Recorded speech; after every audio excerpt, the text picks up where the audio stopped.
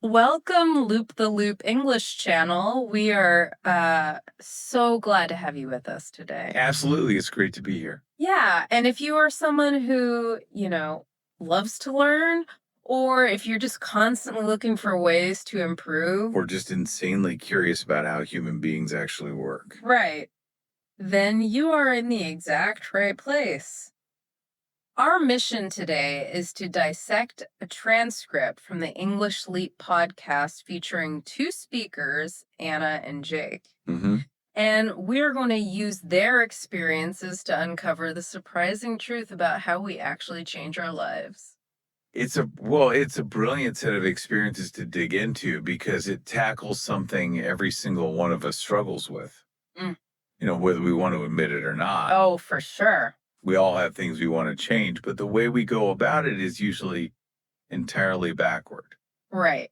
And to set the stage here, I want to point out this massive trap that I fall into, and I'm guessing you listening fall into it as well. Oh, I know I do. We have this deep, almost hardwired belief that changing our lives requires a massive cinematic moment. You know what I mean? Like quitting a job in a blaze of glory. Exactly. Or buying a new house, or moving across the world, or suddenly getting this huge promotion. Yeah.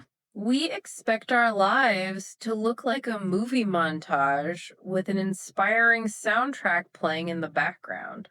But what's fascinating here is that human psychology and, well, real life rarely work through those overnight transformations. You're right, those lightning bolt moments. Exactly. We sit around waiting for this sudden burst of endless motivation. But the source material argues something entirely different. Okay, what does it suggest? It suggests that real change actually begins with tiny, almost invisible daily actions. Actions that are so small, they barely even register in the moment, but they compound over time. So I have to ask you listening, are you trying to change your whole life in a single weekend? Let's unpack why that never works and what you should actually do instead. Yeah, to really understand how to build new habits, we shouldn't start by looking at what we want to add to our lives. That's the first mistake most people make. First, we need to analyze the default habits we already have, specifically, how we open our eyes to the world each morning. Yes, let's talk about the morning trap because the text gives us this incredibly relatable story from Jake. It really is. He admits that for years, the very first action he took upon waking up was reaching for his phone. Like he didn't even get out of bed. Just right there under the covers. Yeah, eyes barely open, checking messages, emails, scrolling through social media, and reading the news. Which is something so many of us consider completely normal. I mean, it's the default setting for modern life. Totally. But we have to look at the underlying mechanism of what's actually happening to the brain in that specific moment. And here's where it gets really interesting. Jake realized something profound about this habit. He noticed that he felt deeply exhausted before he even made it to the kitchen to eat breakfast. Wow. Think about that for a second. His body was still basically asleep, his eyes had just opened, but his brain was instantly completely full of information. He mentioned it felt like starting a race before putting on his shoes, right? Yeah, he did. But I want to take that a step further because I don't think that quite captures the anxiety of it. Okay, how would you put it? It's like stepping onto a treadmill that's already running at top speed. You haven't even stretched, and you're immediately playing catch up with the world's demands before you've taken a single breath for yourself. That is the perfect analogy. It highlights the neurological shift from a proactive state to a reactive one. Right. When you're asleep, your brain is in a restorative state. When you wake up, you're supposed to slowly transition into alertness. Mm-hmm. But when you immediately look at your phone, you're flooding your system with cortisol. Stress hormone. Exactly. Wow. You're reacting to your boss's email, the news, the curated perfection of social media. You aren't driving the car of your own life. You're just being dragged along by the bumper. Oh man, you are instantly on the defensive.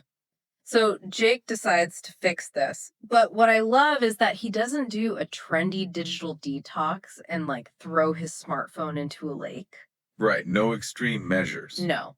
He implements this incredibly simple, tiny rule. No phone for the first 15 minutes after waking up. That's it. Just 15 minutes. Sounds almost too easy. I know. Instead of grabbing the screen, he opened a window, he stretched his body, he drank some water. Sometimes he just listened to the birds outside or just sat on the edge of the bed and enjoyed the silence. And this raises a really important question. Why does such a microscopic boundary matter so much? Right, because 15 minutes is nothing. On paper, it seems totally insignificant in a 24-hour day. Uh-huh. But by removing that instant digital reaction, Jake reestablished an internal locus of control. He started his day on his own terms. Exactly. He noted that his mornings became softer, which is just such a great word for it. It really is.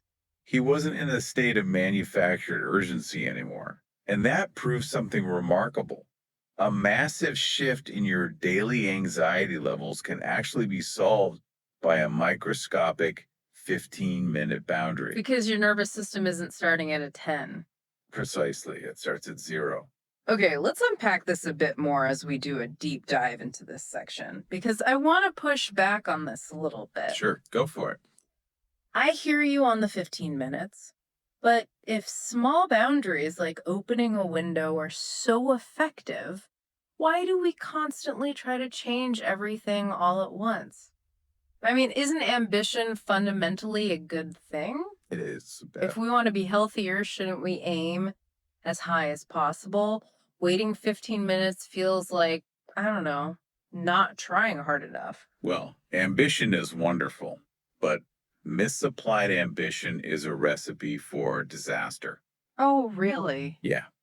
The desire to change everything overnight usually comes from a place of panic or dissatisfaction, not sustainable planning. To see why this aggressive ambition fails, we just have to look at Anna's experience in the source. Yeah, yes. She wanted to completely reinvent her lifestyle, so she did what most ambitious people do. She created what she called a superhero schedule. Oh, the superhero schedule. I know this one intimately. I think everyone listening has written one of these lists on a Sunday night at 11 p.m. Oh, we all get that burst of late night motivation. Totally. Anna decided she was going to wake up at 6 a.m. every single day. She was going to exercise daily, eat a perfectly healthy diet, never eat another sweet again. Drink exactly 2 liters of water. Yes. Meditate and read every single night before bed. She tried to implement this extreme, flawless routine all at the exact same time. And we can all guess the inevitable outcome here. She completely crashed and burned. Exactly. She quit absolutely everything after just 4 days. But the saddest part isn't that she stopped going to the gym. It's the emotional fallout. Yeah, she felt lazy. She felt deeply disappointed in herself. She internalized the failure and thought, well, there must be something fundamentally wrong with my willpower. And that is the true tragedy of the superhero schedule. We blame our character instead of blaming our strategy. Oh, yeah. The crucial takeaway here is that the problem wasn't her. The problem was the plan. Trying to change your whole life in one weekend is like trying to climb a mountain in one jump. It's just impossible. Physically, mentally, and neurologically impossible. Yeah. Expecting fast results, whether it's a perfect body from 1 week at the gym or fluent English from a month of study, it just sets us up for failure. Yeah, your brain is literally fighting against you. It defies the laws of nature. That's a great way to frame it. Think of a flower. A flower doesn't bloom the morning after you plant it. You can't stand over the soil and yell at the seed to grow faster. No matter how much you want it to. Right. It requires water, sunlight, and time.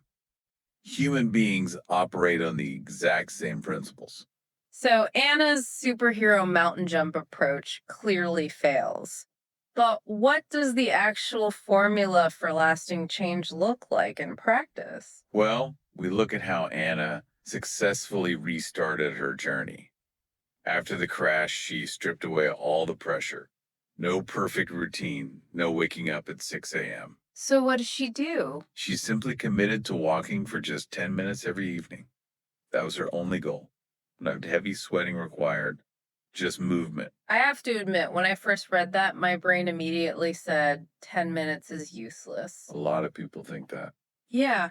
If someone is trying to completely change their health, a 10-minute walk feels like a drop in the ocean. How does someone get past that mental hurdle? That is the exact trap that stops people from ever starting. Yeah. You have to realize that in the beginning, the goal isn't physical fitness.